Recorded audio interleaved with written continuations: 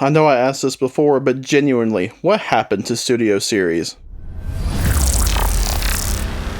Alright, today we're going to be taking a look at the current state of Studio Series. You can consider this a sequel to my video from a couple years ago, What Happened to Studio Series. I'm going to be taking a look what happened between then and now, and just kind of talking about my issues with the direction of Studio Series, stuff that's happening within it, issues that other people have, how I and others think it could be improved, and taking a look at the negative Nancy's about the base side of Studio Series. But first, let's kind of look at my thoughts from the What Happened to Studio Series. If you haven't checked out the video, or if you want to refresh your memory in more detail, check out the top right here. But in there I was kind of talking about how SS86 was becoming more dominant, how the one line that wasn't really G1 was becoming more G1, less base stuff. There'd been one full set of Dinobots and another set being worked on in the amount of time that we got one single Age of Extinction Dinobot, which still hasn't changed by the way. And you know, just kind of stuff like that. And that was done in early 2022, so since then, turns out 2022 was a great year for the base side of Studio Series, because that year saw the release of Dark of the Moon Bumblebee, Age of Extinction Galvatron, Revenge of the Fallen Sideways, The Last Knight Crosshairs, Revenge of the Fallen The Fallen, and The Last Knight Hot Rod. And I feel like all of these figures range from pretty good to great. Yes, even Crosshairs. My only real disappointment for that year was the core class Laserbeak. Of course, he's the pink Bumblebee disguise that Laserbeak used in the movie.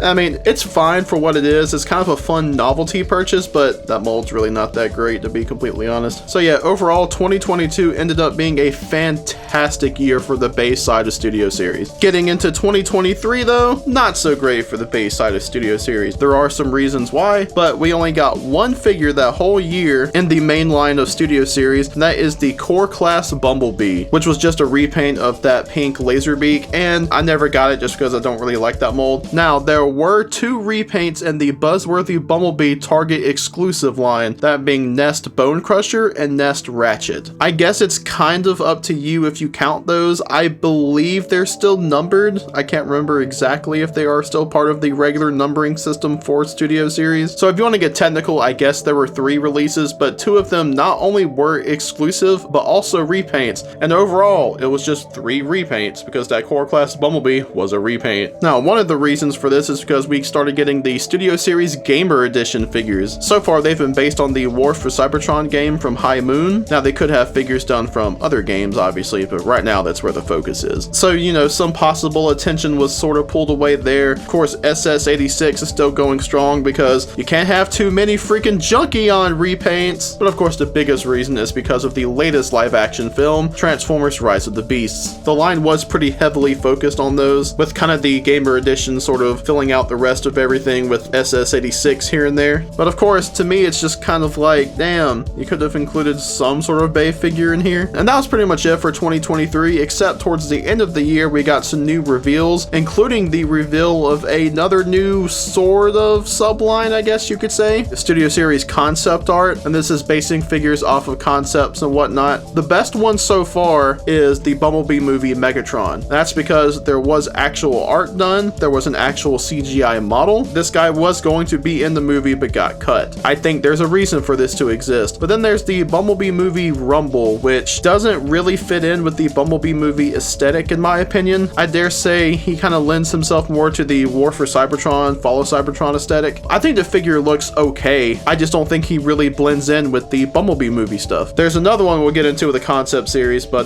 that's going to require its own thing. But one awesome thing though is we got the reveal for Studio Series core class Mohawk. Another Bay character, Bay design, never had an official toy before, looked pretty damn good. So Mohawk was one to look forward to in 2024, along with The Last Knight Drift. That just popped up in listings, and who knows if it was an entirely new mold, a repaint, maybe even a re-release of that one that came in the Baby Dinobots pack. So at the very least, there were 2 Bay figures to look forward to in 2024. Now going into 2024, it's obviously still pretty early, but Mohawk has already been released released. A lot of people, including myself, already have him, and some rumors came out saying that apparently, among other figures, the Last Night Drift might be canceled. It hasn't been officially confirmed. Maybe it's going to come out somewhere else, or maybe next year or something like that, but at least for right now, it's looking like it's not coming out in 2024. So it's just like, great, we're only going down to one Bay figure for the year. It's already out within the first few weeks of January, and just that's it. It seems like everything else that we know about is a few characters from Rise of the Beast, some SS86, of course, Studio Series Gamer Edition, and now this isn't anything that's confirmed. It's kind of just rumors, and it's not really any significant rumors either, but it's looking like there is a good possibility that there might not be Bay stuff in Studio Series for 2025. The Transformers 1 animated movie is coming out, and that's going to be getting some figures, and it just sucks, man. And just kind of getting into it, it just sucks so much to see that the stuff that the line started around, the Michael Bay stuff, it was meant to be a celebration of the live action movies. It's just gone away, and it seems like it has gone away to at least make room for some stuff that's just kind of G1 but slightly more detailed, or just straight G1 like Studio Series 86. The Gamer Edition stuff, some people have an issue with them being in the line. I really don't mind. I think it makes sense, especially with the Gamer Edition tag. The figures themselves could be better, but as an idea, I dig it. I feel like all the other stuff that's been in Studio Series, SS86, Rise of the Beast, obviously, and even Transformers 1, they all make sense. They are theatrically released movies. The 86 stuff I still maintain could have been kept in the War for Cybertron mainline, or now the Legacy stuff, especially when it's just like, hey look, here's another Ironhide, another Ratchet, oh look, another Junkion that nobody gives a fuck about. When it's just like there's still a good chunk of characters from the Bay movies, especially from 4 and 5, that could and should be done. And a lot of people love to use kind of what I just said about the Junkions. Oh, they're just all background characters, who cares, they're not even important, blah blah blah. Man, in terms of being done in Studio Series, which Hasbro kind of saw as a reset of the movie toys in a way. Of course, us as fans could pose them next to toys from Revenge of the Fallen or Dark of the Moon, but for Hasbro, these were meant to be from, then on out, brand new and with its own scaling and whatnot. So it's just like, we're still missing a Night Optimus, Evasion Optimus, Age of Extinction Bumblebee, either design. Hell, the Last Night Bumblebee. I know there was the re-release of the Last Night Deluxe, but I don't really count that, because again, it's just a re-release. The Hound, Age of Extinction Crosshairs, a Bugatti Drift, the Last Night Hound, and a whole bunch of side characters. I mean, hell, there's still a few glaring omissions from the first 3 movies, like of course, where the hell was Frenzy? I can give a pass to stuff like the Cell Phone or even Dispensor, even though I would love a Dispensor.